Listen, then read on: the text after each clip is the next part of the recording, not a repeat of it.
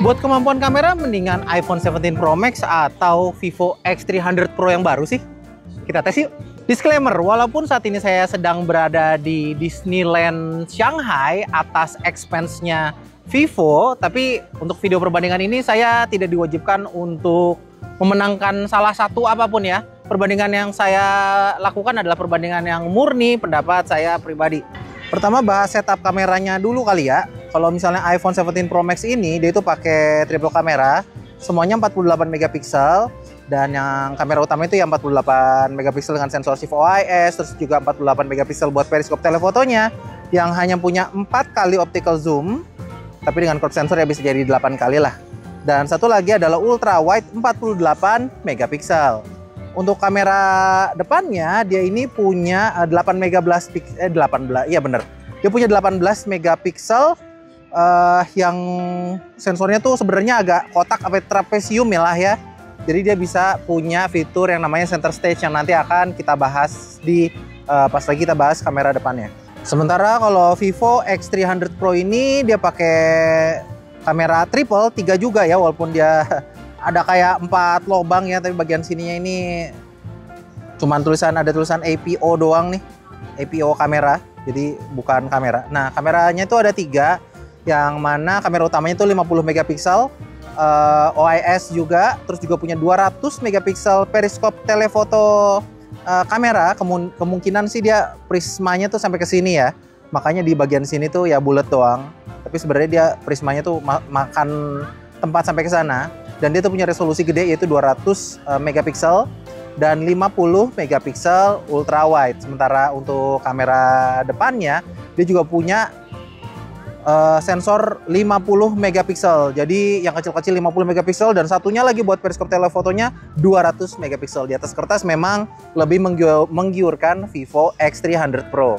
Mari kita mulai dari perbandingan foto di kamera utama. Di foto pertama ini, kedua smartphone ngasih ketajaman yang sama. Yang mungkin terlihat berbeda adalah warnanya. iPhone terlihat seperti pucat, padahal kondisi aslinya ya seperti di iPhone.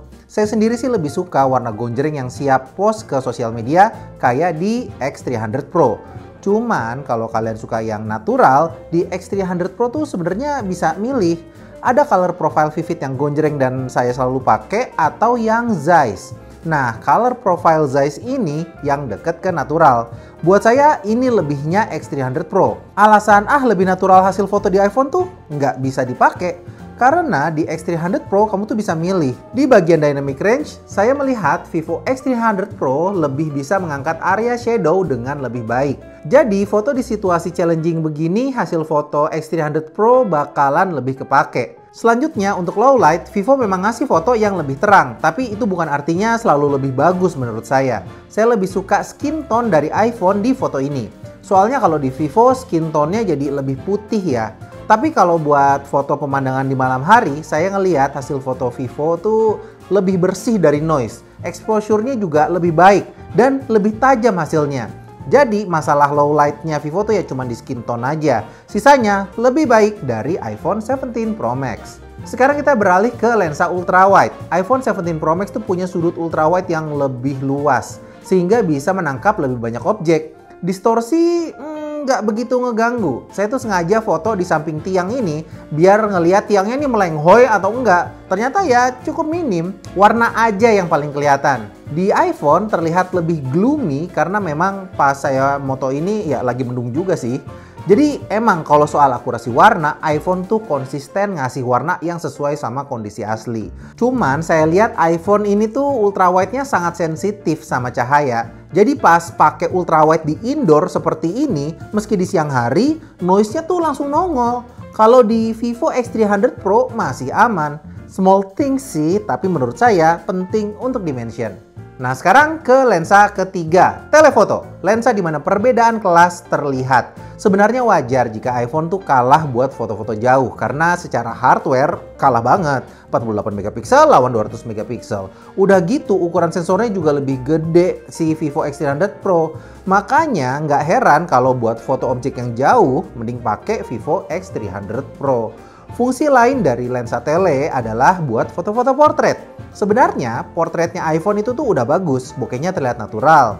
Cuman kalau dibandingin sama Vivo X300 Pro, bakalan terlihat kalau Vivo X300 Pro itu selangkah lebih niat untuk ngasih hasil foto potret yang bagus. Kalau kita lebih zoom in ke bagian rambutnya Malvin, iPhone tuh lebih memilih untuk bikin blur bagian rambut yang tidak rapih. Sementara Vivo X300 Pro menangkap bagian rambut yang tidak rapih tersebut.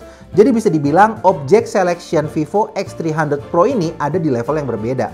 Oh, satu lagi. Karena sensor telefoto Vivo X300 Pro ini tuh lebih besar, ketika dipakai di kondisi malam hari hasilnya tuh jauh lebih baik daripada iPhone 17 Pro Max. Lebih minim noise dan tentunya lebih enak dilihat. Bahkan kalau terlalu gelap, iPhone 17 Pro Max tuh bisa sampai salah object detection-nya. Sementara Vivo X300 Pro masih bisa ngasilin foto yang bagus. Terakhir, kamera depan. 18 megapiksel versus 50 megapiksel. Keduanya ngasih tone yang berbeda. iPhone tuh agak cool, Vivo agak warm. Dibilang bagus sih keduanya sama bagusnya ya.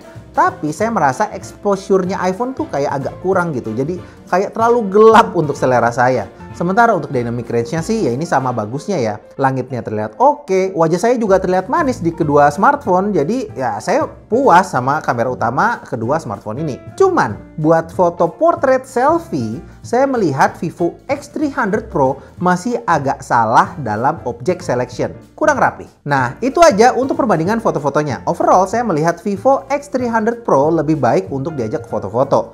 Para pendukung Apple tuh pasti udah nggak sabar untuk melihat hasil perbandingan videonya. Pertama adalah perbandingan kamera depannya. Keduanya bisa merekam di resolusi 4K dan 60 fps. Nah, kalian bisa lihat keduanya saya pegang bersamaan seperti ini. Bisa kalian nilai sendiri warnanya. Terus juga warna awan, dynamic range, semuanya. Karena ya kalau misalnya di iPhone sudah mendukung HDR tentu saja. Dan di Vivo X300 Pro juga ada Dolby Vision. Nah, kalian lebih suka warna kamera depan yang mana nih? Bisa dipilih. Tapi ada satu hal yang harus diapresiasi dari kamera depan iPhone 17 Pro Max atau mungkin iPhone 17 series ya, yaitu hadirnya fitur center stage yang bisa mau bikin video vertikal ataupun horizontal hanya ya nggak usah pakai ganti-ganti posisi HP. Dan menurut saya itu adalah inovasi yang bagus. Jadi saya sangat senang sama kamera depannya iPhone 17 series ini. Mantap iPhone. Inovasi itu inovasi. Bagus.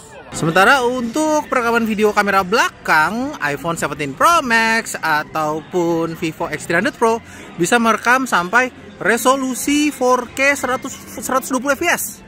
Nah, tapi kalau di Android atau di X300 Pro udah bisa ngerekam 8K, tapi iPhone tuh enggak.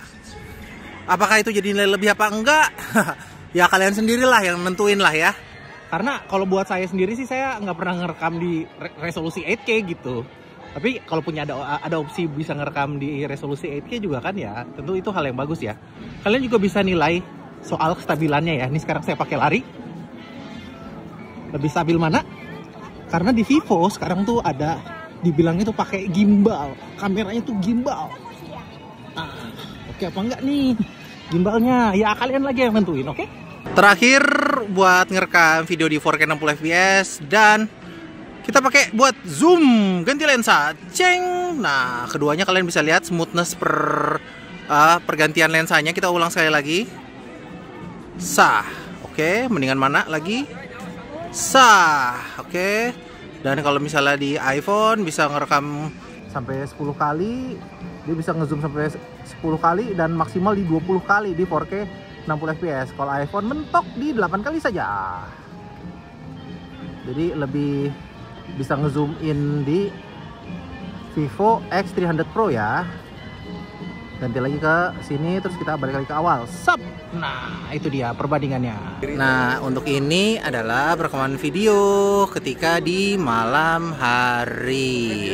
Ini 4K 60 memang kurang cocok sih kalau dipakai malam-malam, tapi ya setidaknya teman-teman bisa lihat ya smoothness-nya kayak gimana. 4K 60 bisa dilihat terangnya terang yang mana, smoothness ketika berjalan. Nah, di belakang sini juga ada Malvin, ada Wasa.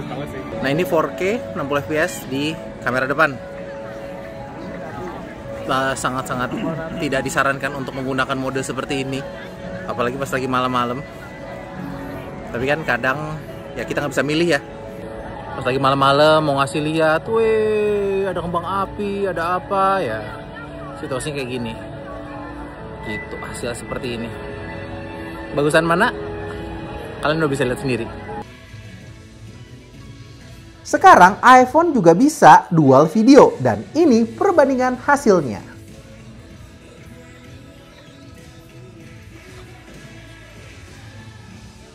Terakhir, untuk slow motion saya juga tes. Sama-sama bisa merekam di resolusi 4K 120 fps. Kalau saya lihat hasilnya ini lebih terlihat tajam di Vivo X300 Pro ya. Ya sekiranya video perbandingan iPhone 17 Pro Max sama Vivo X300 Pro, dan ini hanya perbandingan kameranya aja. Saya pertama kali ingin minta maaf kalau mungkin perbandingan video ini tuh terasa seadanya, karena memang saya baru pakai HP-nya ini full ya baru 2 hari lah, jadi langsung bikin konten kayak begini. Jadi saya sebisa mungkin pengen ngasih tahu teman-teman apa sih yang kamu dapetin dari Vivo X300 Pro ini kalau di-compare sama iPhone 17 Pro Max. Kesimpulannya sih sejauh ini untuk foto-foto saya sih lebih prefer Vivo X300 Pro ke X300 Pro, karena memang buat foto-foto tuh enak banget, terutama apalagi buat foto-foto jauh dan foto-foto telemakro itu oke banget. Tapi untuk video kayaknya kita harus mengakui bahwa iPhone masih terlalu oke dalam hasilnya, stabilisasinya, dan yang lain-lain. Sekian dari Moldy, kita akan ketemu lagi di video berikutnya. Dadah!